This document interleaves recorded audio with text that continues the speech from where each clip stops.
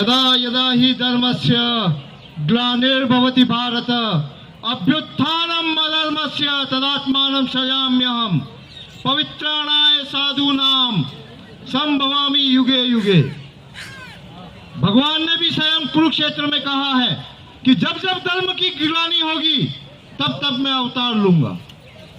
इसलिए हमारा सौभाग्य है कि आज हम यहाँ आए हैं और हमारे यहाँ आने का निमित्त बने स्वयं श्री नारायण के परम भक्त मदन लाल जी आजाद साहब। और मैं, जैसा कि मुझे मंच से आदेश हुआ कि ऐसी बात बताएं साथियों को कि इतने साल हो गए, इतने कानून है देश में, सब कुछ है, लाखों रुपए तनख्वाह भी दे रहे हैं अधिकारियों को, न्यायपालिका भी है, सब कुछ है, लेकिन फिर भी न्याय क्यों नहीं मिला? बरसों हो गए। हमारे साथियों को ये जीवन कुर्बान करना पड़ा, फांसी का फंदा चूम लेना पड़ा, फिर भी यहाँ कोई, इस देश में कोई नजर नहीं आता है आज जो हमको न्याय दिला सके, जिसको पीड़ा हो कि मेरे देश के इतने लोग पीड़ित हैं। तो इसका समाधान का आदेश दिया है मुझे मन से। तो सबसे पहले मैं यही कहूँगा कि बीमारी तो 7 साल में हमने भी डायग्नोज कर ली है, अब मैं सीधी दवाई दे रहा हूँ आपको। जन गण मन अधिनायक जय है, भारत भाग्य विधाता। ओ भारत भाग्य विधाता, तुम सबके चरणों में नमन है। ओ मतदाता, तुम ही हो भारत भाग्य विधाता। कौन है ये भारत भाग्य विधाता? राष्ट्रगान, हमारा संविधान कहता है कि राष्ट्रगान का सम्मान करना चाहिए, मान करना चाहिए। तो आप बताएं, सबसे पहले हम कहते हैं ना, जन गण मन अधिनायक जय है, भारत भाग्य विधाता।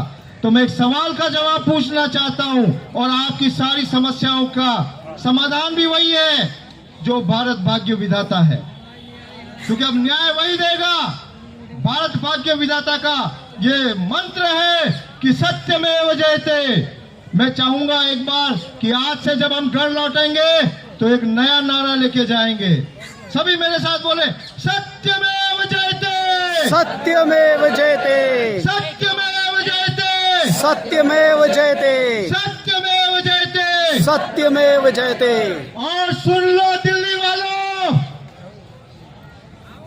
पुलिस वालों सुन लो, संसद में बैठे हुए बहनों सुन लो, और मंत्रालयों में बैठे हुए अंधों, तुम भी देख लो कि जंतर मंतर पर आज इस भारत का भाग्य विधाता आया है और बहुत पीड़ा के साथ आया है। गुजरात से आया है, उड़ीसा से आया है, महाराष्ट्र से आया है, राजस्थान से आया है, हरियाणा से आया है, उत्तर प्रदेश से आया है, हिमाचल से आया है, देश के कोने कोने से आया है, लेकिन कुछ मांगने नहीं आए हैं भिखारियों।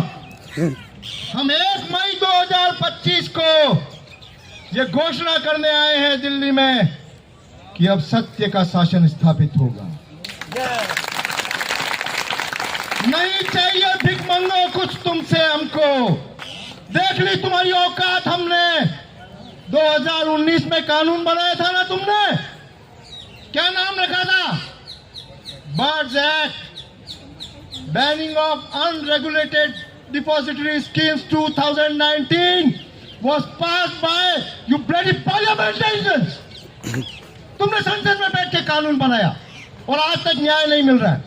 इसलिए कुछ नहीं चाहिए, देना होता अगर तुम्हारी हैसियत में होता, अगर तुम्हारी नीयत में होता, तो आज मेरे ये भारत भाग्य विधाता सड़कों पे नहीं होते। अरे तुम क्या जानो, ब्लैकमेल करके, पूंजी इकट्ठा करके चुनाव जीतने वालों, कि किस तरह से मेरे लोग जो हैं उधार मांग मांग के आए हैं, क्योंकि इनके पास मरने के अलावा कोई रास्ता नहीं है। ये हिम्मत से जी रहे हैं कि जिंदगी भर की दौलत गई, इज्जत गई, आत्मसम्मान गया, रात दिन साला नारकीय परिस्थितियों में जी रहे हैं, फिर भी आए हैं यहाँ दिल्ली, पैसा उधार लेके आए हैं, माटे करके आए हैं, एक उम्मीद लेके आए हैं कि न्याय मिलेगा, न्याय मिलेगा, न्याय मिलेगा। और ये इसे आत्मविश्वास से जा रहे हैं कि अब भले ही तुम न्याय दो या मत दो, अब न्याय होके रहेगा, क्योंकि सत्य सत्यमेव जयते। सत्य की विजय सुनिश्चित है साथियों। और दवाई अभी बाकी है। सब सोच रहे होंगे भाषण तो दे दिया खूब, पर बताओ तो सही क्या होगा। इस आत्मविश्वास के साथ जाओ वापस जब जाओ कि अब हम कुछ लेने के लिए आए हैं, लेकिन अब हम इस देश को देने जा रहे हैं। अब यहाँ प्रत्येक बैठा हुआ जंतर मंतर में बैठा व्यक्ति क्रांतिकारी नेताजी सुभाष चंद्र बोस की आजाद हिंद फौज का फौजी है। मंजूर है? जय हिंद, जय हिंद।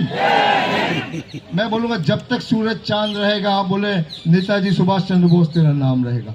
जब तक सूरज चांद रहेगा नेताजी सुभाष चंद्र तो नेताजी को 1 मई के दिन सलाम करते हुए, प्रणाम करते हुए किस देश को नेताजी सुभाष